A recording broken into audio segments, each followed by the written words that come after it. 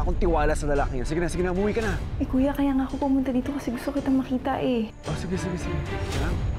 Basta itatext kita kung saan tayo pwede magkita. Pero pangako mo sa akin, hindi mo sasama yung Edward na yan, ha? Pangako mo yan. Oo.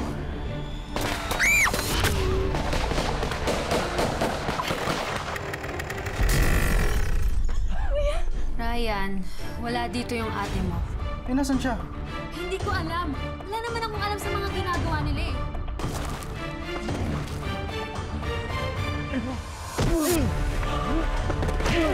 Ikaw ba kumindap sa asawa ko? Tungkol sa asawa mo sa kapatid niya. Nasaan sila? Hindi ako lumapit sa kanila. Sino kumuha sa kanila? Sabihin mo sa akin.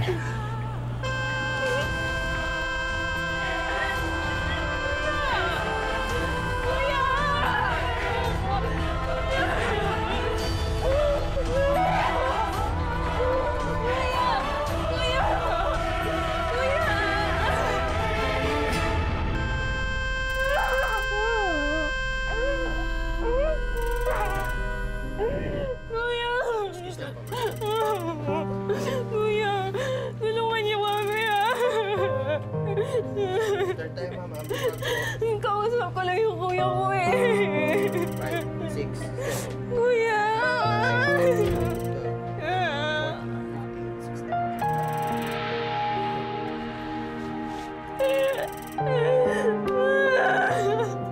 Naku, Edward. Apo ko.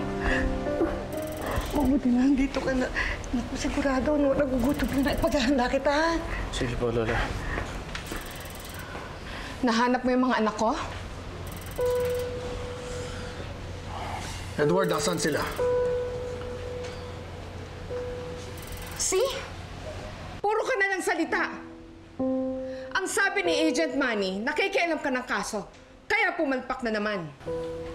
Wala na si Ricardo. At hindi rin siya ang kumuha kay Kathy at Ryan. Ang pumatay sa kanya, ang kumuha sa kanila. Paano kung gano'n?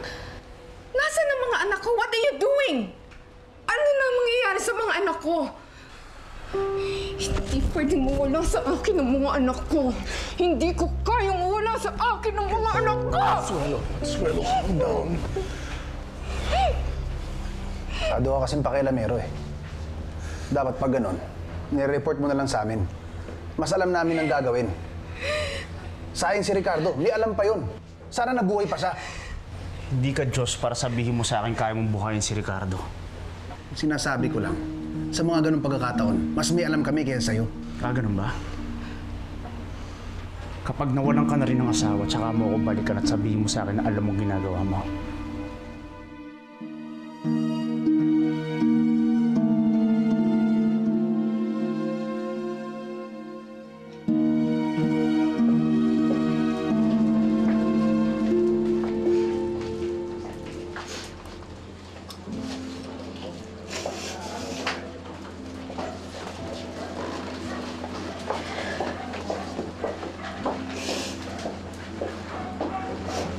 Ikaw ba na siya nakausap? Mas talaga.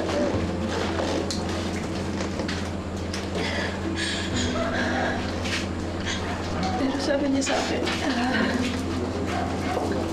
gusto niya na daw sana umuwi.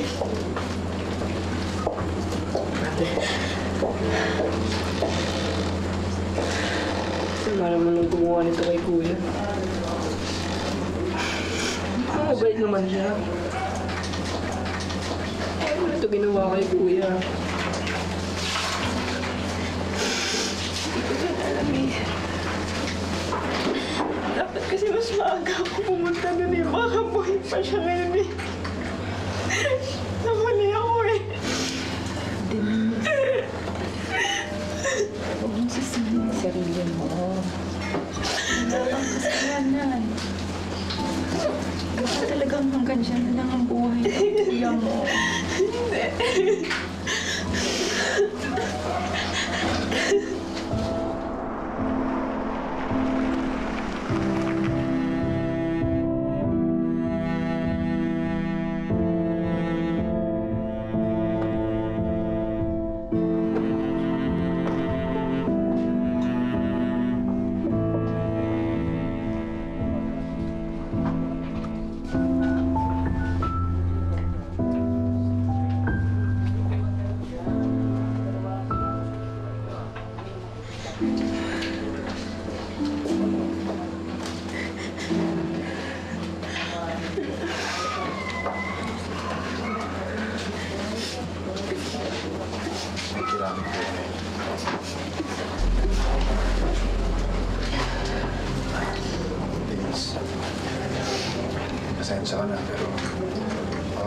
namin kunan ng statement.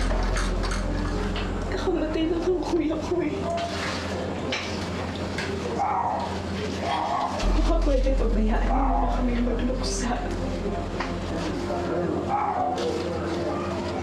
Umalis ka na. Umalis ka na.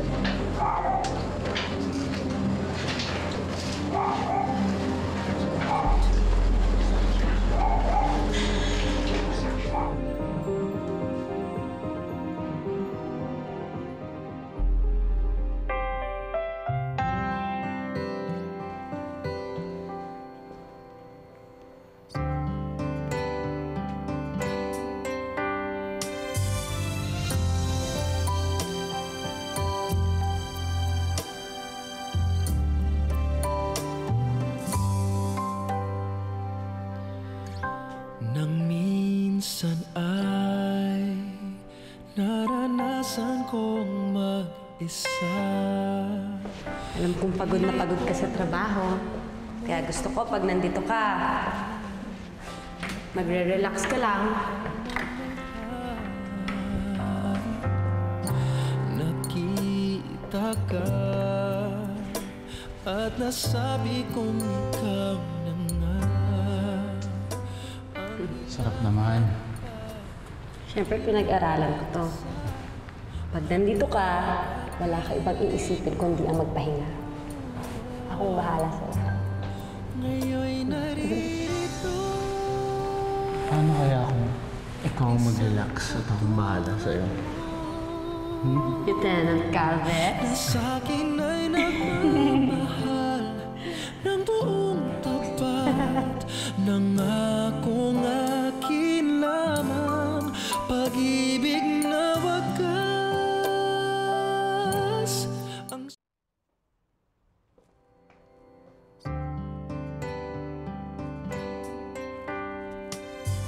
Edward, tama na. Magpahinga ka na. Akala ko maliligtas ko na yung asawa ko, Lola.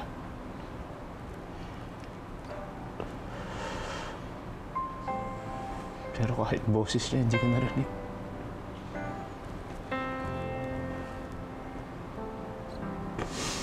Ayoko man isipin, pero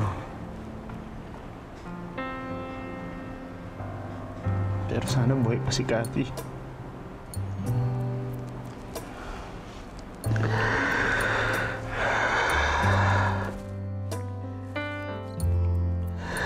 Oo. Buhay pa ang asawa mo. At babalik siya. Huwag mong hayaang takasan ka ng pag-asa. Edward, kailangan ka pa ni Cathy. Hmm?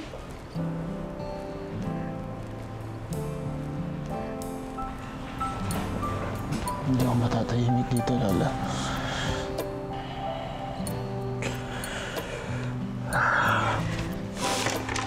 Oh, saan ka pupunta?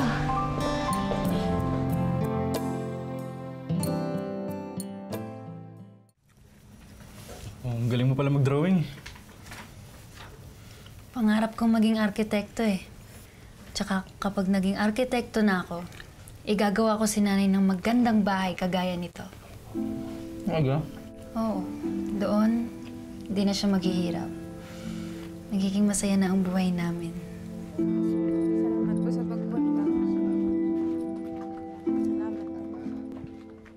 Sige po, ingat po kayo. Di ba ikaw yung kapatid ni Ricardo Salvador na napapalitan ng hostage? Ano yan? O ba siya rin ang pamatay sa magkapatid ng Cathy at Ryan? Teka, tama na yun. Ano ba? Nagluluksa kami? Ano ba plano niyo sa nangyari? Ano ba? Pwede ba? Tama na kayo. Sinabi na nga. Tama mo eh. Sana po. Ano ba? Ilayo mo yan. Ano siya nangyari? Tama na yan! Anong klase mga tao kayo? Kung di nyo kaya respetuhin yung burol, pwede ba respetuhin nyo yung nararamdaman ng pamilya ni Ricardo? Malis na kayo dito. Sige na, pumasok na kayo sa loob. Sige na, sige na.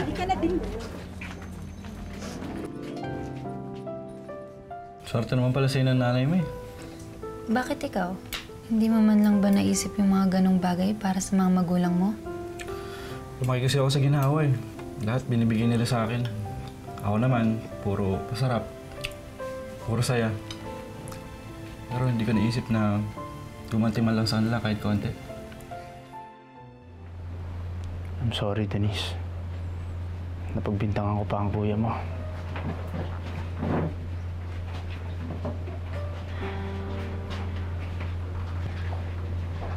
Ang hindi ko lang maintindihan bakit kilala ni Kuya yung mga kumuha sa asawa mo. Sana naman hindi sila magkakasabot. Yan ang aalamin ko. Kung sino ang taong tinutukoy ni Ricardo. Siguro, sobrang yaman nyo, no? Kapag ako naging ganun kayaman, dadalhin ko si nanay sa ibang bansa para hindi na kami masundan ni Chong. Matatahimik na rin ang buhay namin kapag nangyari yun. Hindi kagaya dito. Pagkagising mo, kahirapan lang nag-aabang sa'yo. Mahirap na nga, binubugbog pa. Gusto kong tumulong sa'yo.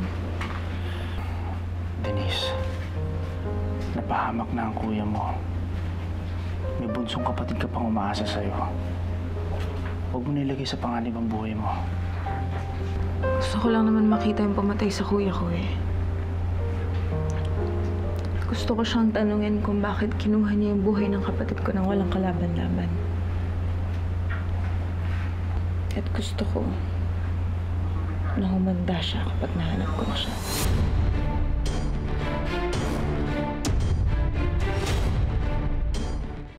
Denise, tama ka. Posibleng pumatay kay Ricardo ang kidnapper ni Kathy at Ryan. Pero hiyaan mo na ako maghanap sa kanya.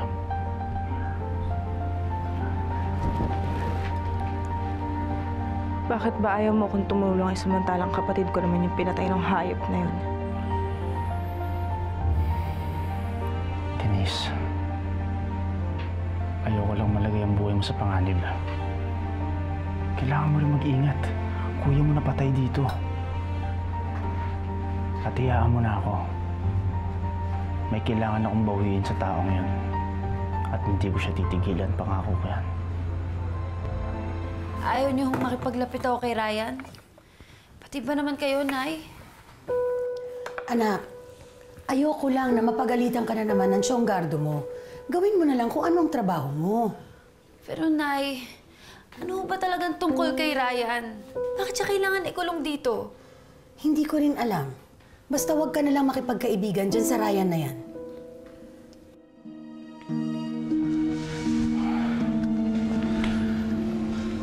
Sinabi ng lola mo sa akin kung ano nangyari. I'm sorry.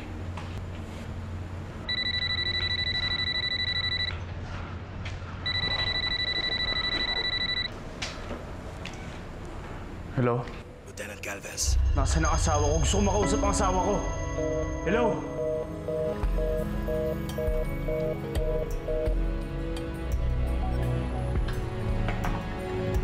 Sir, marunong talaga ang mga kidnapper. Masyadong mabilis. Mukha naman pong mabait na kaibigan si Ryan eh. Tsaka, Nay, gusto ko na pong magkaroon ng kaibigan. Alam mo ba sinasabi mo? Mayaman si Ryan. Mahirap ka lang. At saka siguro naghahanap lang siya ng kausap dito dahil wala siyang makausap. Marisa, hindi maganda na maging magkaibigan kayo ni Ryan. Pare, bakit ayaw niya ako sagutin? Bakit ayaw niya sabihin ko ano gusto niyang kapalit ni Kathy? Ba't niya kami pinapahirapan? Maliban kay Ricardo, wala ka na bang ibang naalalang posibleng may galit sa'yo?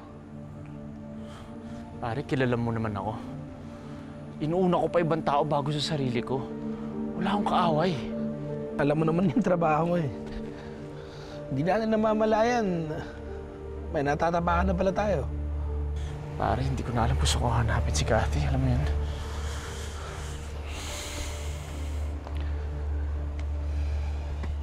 Para ba sa anong mangyari, huwag kang susuko. Dahil kung panghihinaan ka ng loob, kanino pa aasa si Kathy?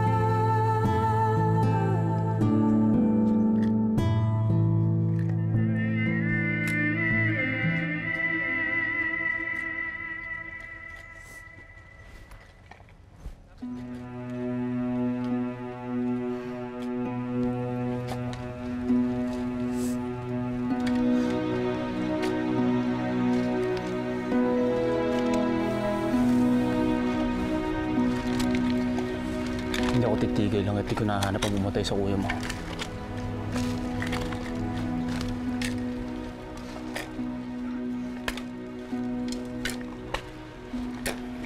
Salamat. Ako din. Gusto ko din silang hanapin. Gusto ko malaman kung bakit nila pinatay yung kuya ko. Gusto ko linisin yung pangalan niya.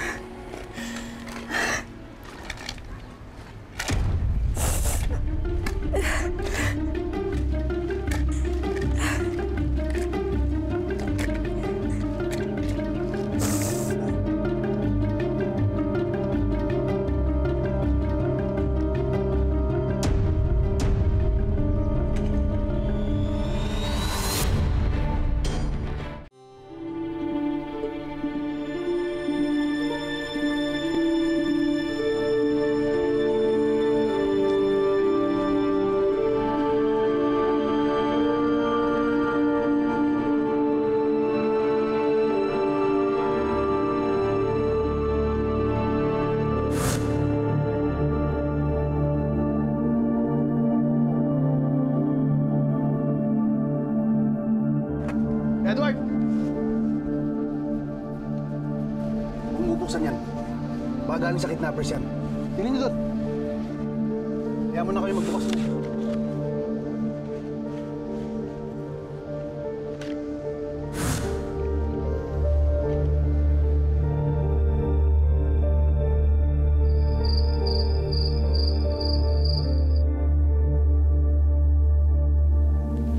Uy, may problema ka ba? Wala. Bakit kanina ka patahimik? Ninibago ako sa'yo eh. Eh, si nanay kasi eh. Ayaw niya nang nakikipagkaibigan ako sa'yo. Huwag ka naman ganyan. Eh, alam mo naman ikaw na lang yung lagi ko nakausap dito eh. Tsaka di ba gusto mo naman ng kaibigan? Hanggang kailan ba ka talaga kasi ako dito? Tsaka nasaan na ba talaga ate ko? May balita ba sa kanya? Sorry, Ryan ah. Wala talaga akong alam tungkol sa ate mo eh. Ano na kayang ginagawa nila sa ate ko? Di kaya sinasaktan nila ang ate ko?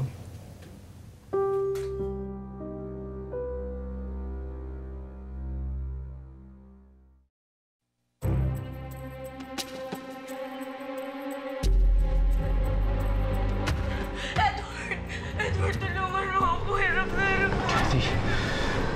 Kathy, anong ginawa nila sa'yo?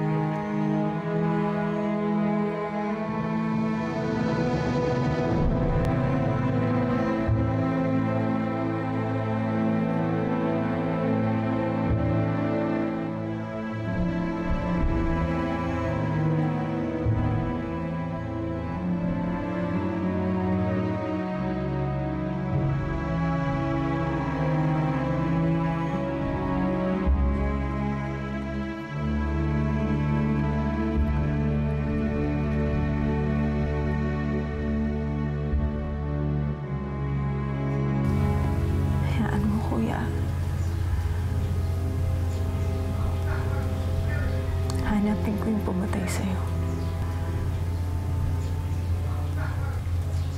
Ipaghihiganti kita. Kahit wala ka dito, pakita natin sa kanilang wala kang kasalanan. Ha? Ako bahala.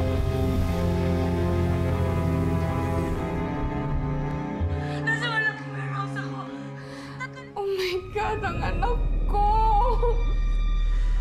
Tatlo lang sila nagpapalitan sa akin!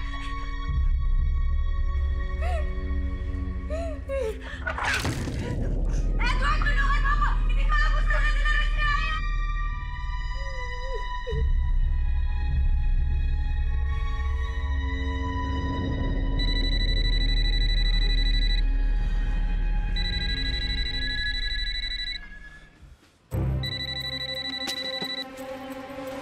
Hello? Siguro naman napanood mo na yung video. Hawak ko asawa mo at ang utol niya. Ngayon, kung gusto mo makita tong dalawa, lalong-lalo na yung asawa mo, maghanda ka ng 20 milyon.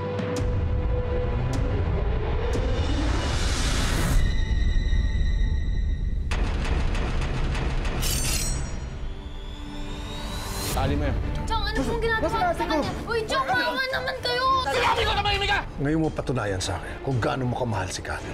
Ang bait ba talaga yon? Baka naman kaaway din yun ni Kuya. Marco, hindi naman kasi ako matatahimik hanggang hindi ko nalalaman kung sino sumira at pumatay kay Kuya. Kaya gusto kong tulungan si Edward na mahanap yung asawa niya. Gagawin ko lahat ng gusto mo. Basta makuha ko lang ng buhay si Cathy at si Ryan. Mabuti na ba kung ganun? Ganito gawin mo. Huwag na huwag kong malaman na nawala si Edward sa paningin niyo. Ibalik mo ang mga anak namin. Sabihin mo sa akin kung nasaan ang asawa ko. Sabihin mo sa akin!